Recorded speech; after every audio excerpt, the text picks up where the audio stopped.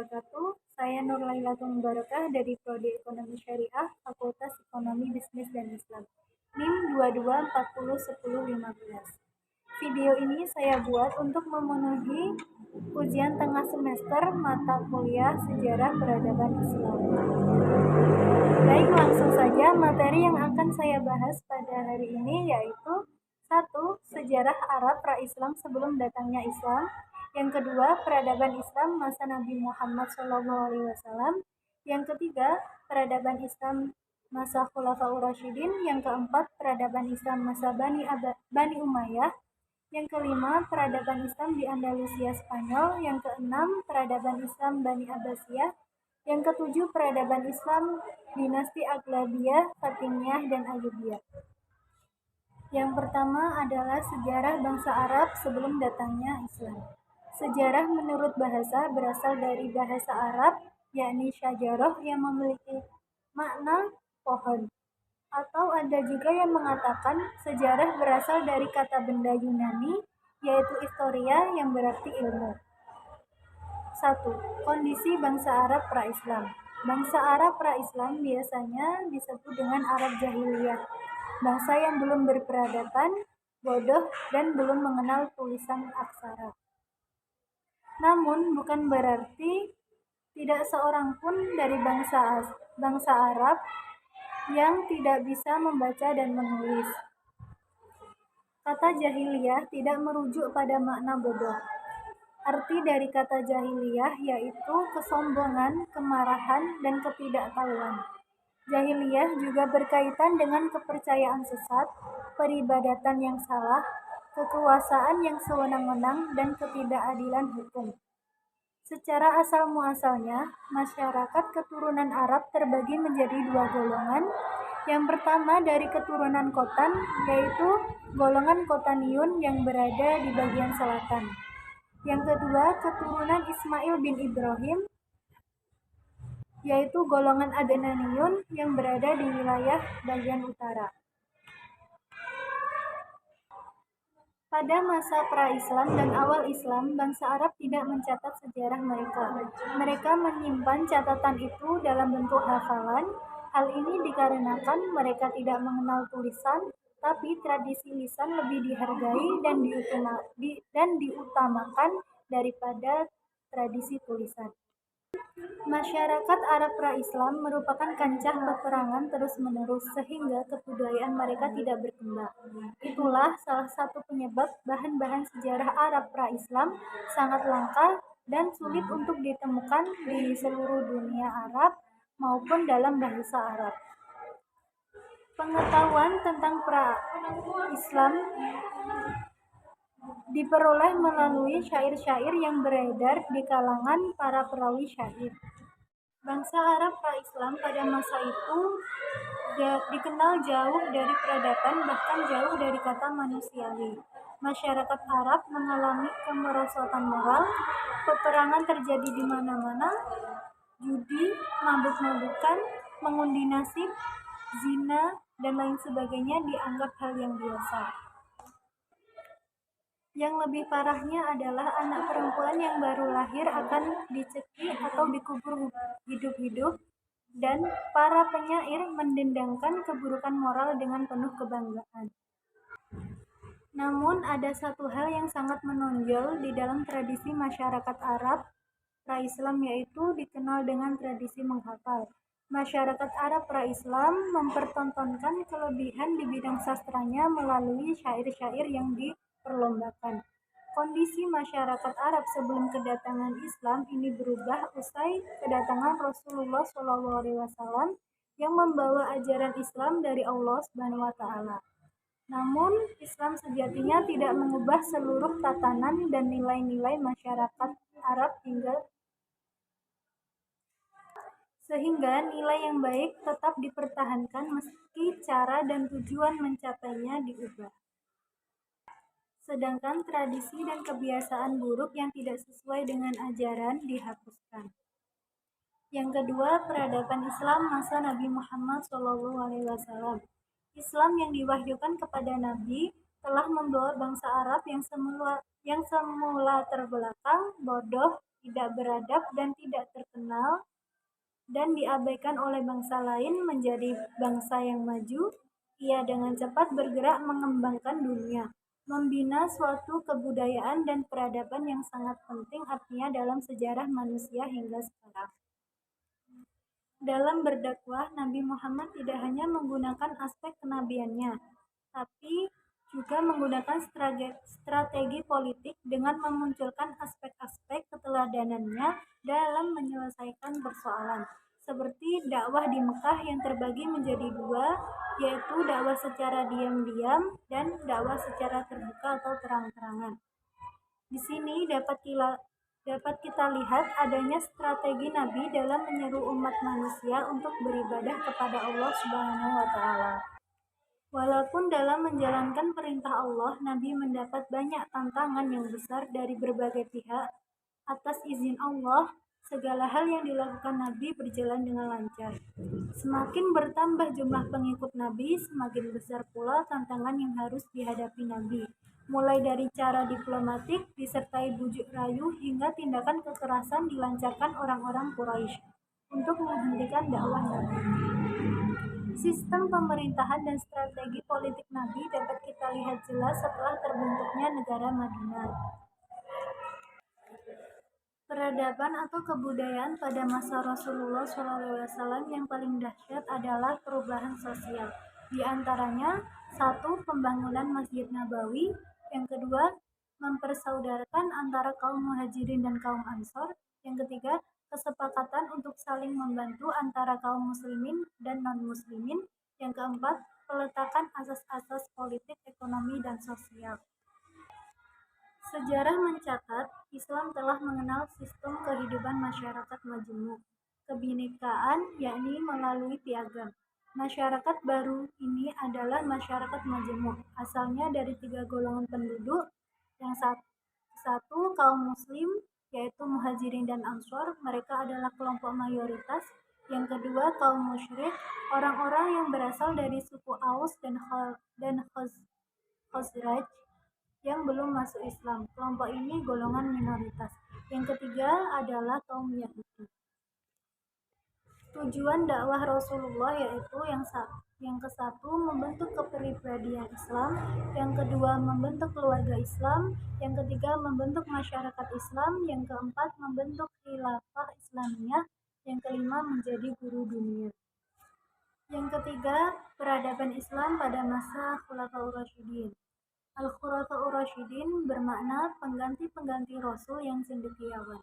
Adapun pencetus nama Al-Khulafaur Rasyidin adalah dari orang-orang muslim yang paling dekat dari Rasul setelah meninggalnya beliau. Dalam Al-Quran, manusia secara umum merupakan khalifah Allah di muka bumi untuk merawat dan memberdayakan bumi beserta isinya.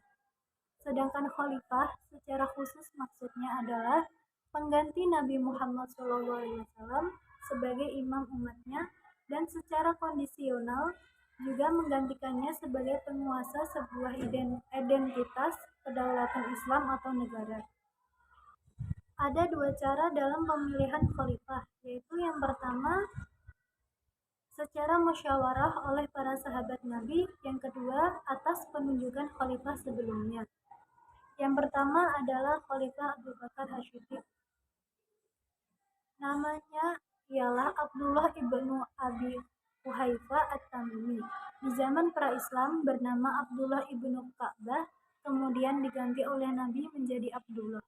Ia termasuk salah seorang sahabat yang utama. Julukannya adalah Abu Bakar atau Bapak Pemagi, karena dari pagi-pagi betul memeluk agama Islam. Gelarnya Asy-Siddiq karena ia selalu membenarkan Nabi dalam berbagai peristiwa, terutama Isra Mi'raj. Abu Bakar Asy-Siddiq terpilih menjadi khalifah dengan cara musyawarah. Di awal pemerintahannya digoncangkan oleh pemberontakan orang-orang yang murtad yang mengaku-ngaku menjadi nabi dan enggan membayar zakat. Beliau memfokuskan perhatiannya untuk memerangi para pemberontak. Abu Bakar menjadi khalifah hanya 2 tahun. Pada tahun 634 Masehi ia meninggal dunia. Yang kedua adalah Khalifah Umar bin Khattab. Sewaktu masih terbaring sakit, Khalifah Abu Bakar secara diam-diam melakukan tinjauan pendapat terhadap tokoh-tokoh terkemuka dari kalangan sahabat mengenai pribadi yang layak untuk menggantikannya. Pilihan beliau jatuh pada Umar bin Khattab, Khalifah kedua yang dinobatkan sebagai khalifah sekaligus memangku jabatan panglima tertinggi pasukan Islam dengan gelar khusus Amirul Mukminin. Yang ketiga, Khalifah Utsman bin Affan. Melalui persaingan ketat dengan Ali, tim formatur yang dibentuk oleh Umar bin Khattab akhirnya memberi mandat kekhalifahan kepada Utsman bin Affan. Masa pemerintahannya adalah yang terpanjang dari semua khalifah di zaman Al-Khulafaur Rasyidin, yaitu 12 tahun. Yang keempat, sekaligus khalifah terakhir, adalah Ali bin Abi Thalib. Dalam peristiwa pembunuhan Utsman mengakibatkan kegentingan di seluruh dunia Islam. Para pemberontak yang waktu itu menguasai Madinah tidak mempunyai pilihan selain Ali bin Abi Thalib yang menjadi khalifah. Ali bin Abi Thalib hanya memerintah selama 6 tahun, dan selama masa pemerintahannya banyak menghadapi berbagai pergolakan, dan tidak ada sedikit pun pemerintahannya yang dikatakan stabil. Kontribusi masa Khulafaur Rasyidin dalam peradaban Muslim. Masa pemerintah Al-Khulafaur Rasyidin banyak mengalami kemajuan yang tinggi, yakni terbukti dengan luas kekuasaan Islam pada masa ini dan adanya usaha pembukuan Al-Quran yaitu pada masa Utsman bin Affan. Pengembangan agama Islam yang dilakukan pemerintah Khulafaur Rasyidin dalam waktu yang relatif singkat telah membuahkan hasil yang gemilang. Ekspansi ke negeri-negeri yang sangat jauh dari pusat kekuasaan dalam waktu tidak lebih dari setengah abad merupakan kemenangan menakjubkan dari suatu bangsa yang sebelumnya tidak pernah memiliki pengalaman politik yang memadai. Yang keempat, peradaban Islam masa dinasti Umayyah. Dinasti Umayyah diambil dari Umayyah bin Abdul al-Syam, kakek Abu Sufyan. Cikal bakal berdirinya dinasti Umayyah dimulai ketika masa Khalifah Ali. Pada saat itu, Muawiyah yang menjabat sebagai gubernur di Damaskus yang juga masih kerabat Utsman menuntut atas kematian Utsman. Dengan taktik dan kecerdikannya, ia mempermainkan emosi umat Islam. Muawiyah tidak mau menghormati Ali dan menyudutkannya pada sebuah dilema, menyerahkan para pembunuh Utsman atau menerima status sebagai orang yang bertanggung jawab atas pembunuhan itu. Dari perselisihan antara Ali dan Muawiyah menyebabkan munculnya suatu perang yang dinamakan Perang Siffin yang berakhir dengan peristiwa Tahkim. Peradaban Islam pada masa Bani Umayyah. Perubahan yang dilakukan tidak hanya sistem kekuasaan Islam dari masa sebelumnya atau masa Nabi dan Khulafaur Rasyidin, tapi juga perubahan-perubahan lain di bidang sosial politik, keagamaan, intelektual, dan peradaban. Salah satunya adalah pemindahan ibu kota dari Madinah ke Damaskus. Khalifah Utsman dan Ali dilanjutkan kembali oleh dinasti ini. Ekspansi ke barat secara besar-besaran dilanjutkan di zaman Walid ibnu Abdul Malik. Masa pemerintahan Walid adalah masa ketentraman, kemakmuran, dan ketertiban. Umat Islam merasa hidup bahagia. Pada masa pemerintahannya yang berjalan kurang lebih dari 10 tahun itu tercatat suatu ekspedisi militer dari Afrika Utara menuju wilayah barat daya benua Eropa, yaitu pada tahun 711 Masehi. Selain itu, Bani Umayyah membangun pembangunan fisik, yaitu membangun jalan raya, yang kedua mencetak mata uang, yang ketiga membangun panti asuhan, yang keempat membangun masjid, dan lain-lain. Runtuhnya atau kemunduran Bani Umayyah dikarenakan 1. Khalifah memiliki kekuasaan yang absolut. Khalifah tidak mengenal kompromi, menentang khalifah berarti mati. Yang kedua, gaya hidup mewah para khalifah. Kebiasaan pesta dan berfoya-foya di kalangan istana menjadi faktor penyebab rendahnya moralitas mereka. Selanjutnya yaitu peradaban Islam di Andalusia Spanyol. Awal masuknya Islam di Spanyol terjadi pada masa Khalifah Al-Walid, khalifah dari Bani Umayyah yang berpusat di Damaskus. Sebelum penaklukan Spanyol, umat Islam telah menguasai Afrika Utara dan menjadikannya sebagai salah satu provinsi dari dinasti Bani Umayyah. Sebelum dikalahkan dan kemudian dikuasai Islam, di kawasan ini merupakan basis kekuasaan kerajaan Romawi, yaitu kerajaan Gotik. Kerajaan ini sering menghasut penduduk agar membuat kerusuhan dan menentang kekuasaan Islam. Dalam proses penaklukan Spanyol, terdapat 3 tentara Islam yang dapat disebut paling berjasa memimpin satuan pasukan ke wilayah tersebut. Mereka adalah Tharif ibnu Malik, Tharif ibnu Ziyad, dan Musa ibnu Musayyib. Peradaban Islam di Spanyol. Kemajuannya, 1. Perkembangan ekonomi. Perkembangan baru Spanyol didukung oleh kemakmuran ekonomi pada abad ke-9 dan abad ke-10. Perkenalan dengan pertanian irigasi yang didasarkan pada pola-pola negeri timur mengantarkan pada pembudidayaan sejumlah tanaman pertanian yang dapat diperjualbelikan, sehingga beberapa kota juga mengalami kemakmuran lantaran melimpahnya produksi pertanian dan perdagangan internasional. Yang kedua, kemajuan intelektual dalam ilmu agama, yaitu dalam filsafat, sejarah, sains, bahasa sastra dan musik, fikih. Kemajuan di bidang arsitektur bangunan, yaitu adanya bangunan Cordova, Granada, Sevilla, dan Toledo. Kemunduran dan kehancuran kekuasaan Islam di Spanyol disebabkan oleh 1. Konflik Islam dengan Kristen. Yang kedua, tidak adanya ideologi pemersatu. Yang ketiga, kesulitan ekonomi. Yang keempat, tidak jelasnya sistem peralihan kekuasaan. Yang kelima, keterpencilan. Selanjutnya adalah peradaban Islam masa Bani Abbasiyah.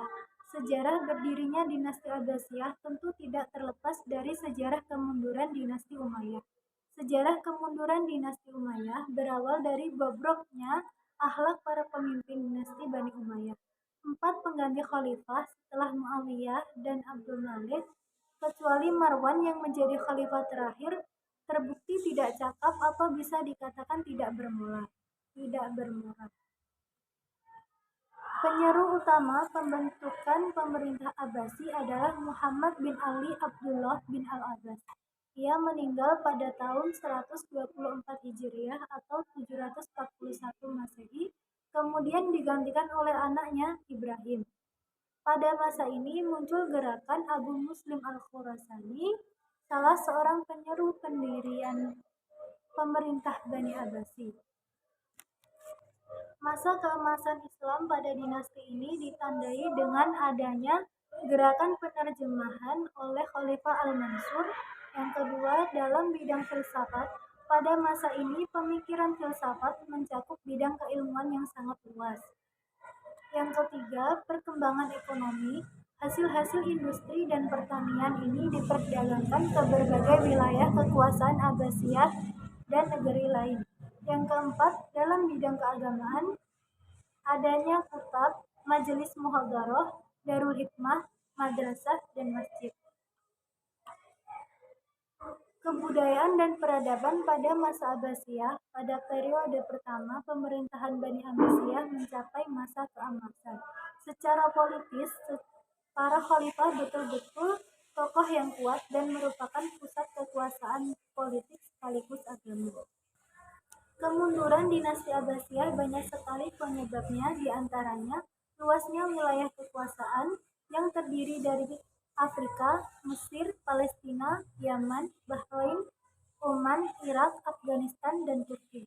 Menurut Plato, negara yang wilayahnya terlalu luas akan mempersulit pemerintah pusat untuk menjaga dan mengontrolnya.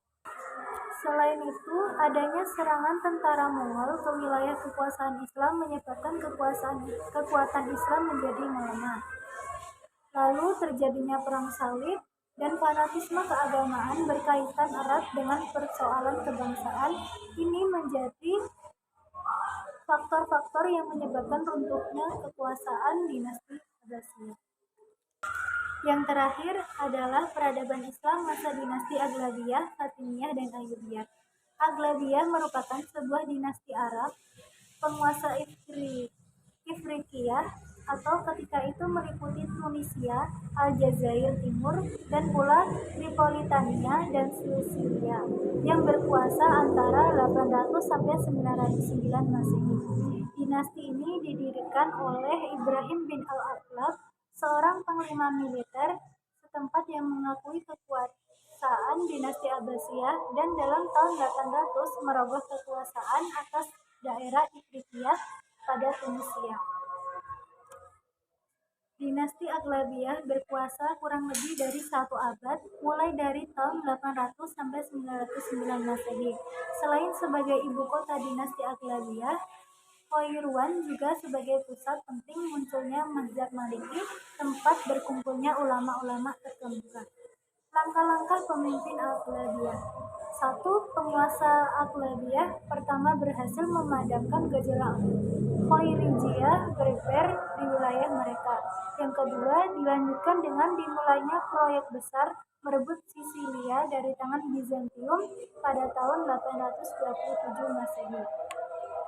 Peninggalan-peninggalan bersejarah dinasti Aghlabiyah. 1. Pembangunan kembali Masjid Agung Qairawan oleh Ziyadatullah I. Yang kedua, pembangunan Masjid Agung Tunis oleh Ahmad. Yang ketiga, pembangunan karya-karya pertanian dan irigasi yang bermanfaat, khususnya Ifriqiyah Selatan yang kurang subur. Kemunduran dinasti Aghlabiyah. Posisi Aghlabiyah di Ifriqiyah menjadi merosot. Hal ini disebabkan karena amir terakhirnya yaitu Ziyadatullah III tenggelam dalam kemewahan atau berfoya-foya dan seluruh pembesarnya tertarik pada Syiah, juga propaganda Syiah Abu Abdullah. Dinasti Fatimiyah atau Al-Fatimiyun adalah penguasa Syiah yang menguasai berbagai bagian Maghrib, Mesir, dan Suriah dari 5 Januari 910 hingga 1171. Negara itu diperintah oleh Ismailiyah, sebuah cabang sekte Syiah. Kemunduran dinasti Fatimiyah. Keruntuhan itu diawali dengan munculnya kebijakan untuk mengimpor tentara-tentara dari Turki dan Negro, sebagaimana yang dilakukan dinasti Abbasiyah. Ketidakpatuhan dan perselisihan yang terjadi di antara mereka, dinasti Fatimiyah berakhir setelah Al-Adid selaku khalifah terakhir dinasti Fatimiyah jatuh sakit. Terjadinya krisis dalam lingkup dinasti, mulai dari konflik internal antar umat, kondisi politik yang tidak stabil, menghancurkan ekonomi rakyat, dan adanya rongrongan pasukan salib dan Yerusalem mengancam kota Kairo pada tahun 1167, telah menambah daftar kekacauan dinasti Fatimiyah dan menjadi penyebab runtuhnya dinasti ini. Dinasti yang terakhir yaitu dinasti Ayyubiyah atau Bani Ayyubiyah adalah sebuah dinasti Muslim Sunni beretnis Kurdi. Kurdi adalah sebuah kelompok etnis di Timur Tengah yang sebagian besar menghuni di suatu daerah yang kemudian dikenal sebagai Kurdistan, meliputi bagian yang berdekatan dari Iran, Irak, Suriah, dan Turki. Orang Kurdi adalah orang-orang Iran yang berbicara dalam bahasa Kurdi yang merupakan anggota bahasa Iran cabang dari Indo-Eropa. Kemajuan pada masa dinasti Ayyubiyah. Yang pertama, pada bidang politik, puncak kegemilangan politik dinasti Ayyubiyah adalah ketika Salahuddin Al-Ayyubi mengambil alih Yerusalem dari pasukan salib pada tanggal 2 Oktober 1187 Masehi. Wilayah ini dapat dipertahankan terus hingga akhir abad ke-13. Yang kedua, bidang keagamaan.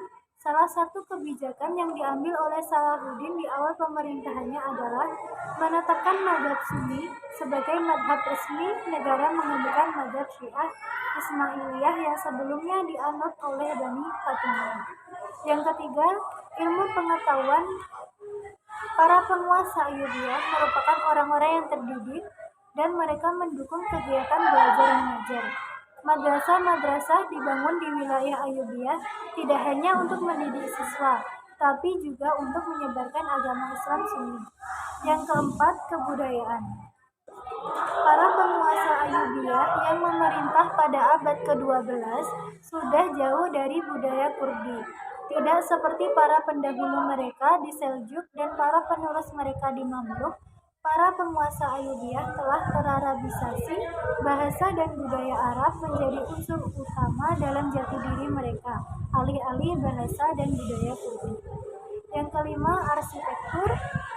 Tembok kota Aleppo yang dibangun Sultan Al-Zahir Ghazi pada tahun 1183, tembok Ayyubiyah di Kairo yang ditemukan selama pembangunan Taman Al-Azhar Januari 2006, Madrasah Al-Firdaus didirikan pada tahun 1236 di kota Aleppo. Sekian materi yang dapat saya sampaikan. Apabila ada kurang lebihnya, saya mohon maaf yang sebesar-besarnya. Wassalamualaikum warahmatullahi wabarakatuh.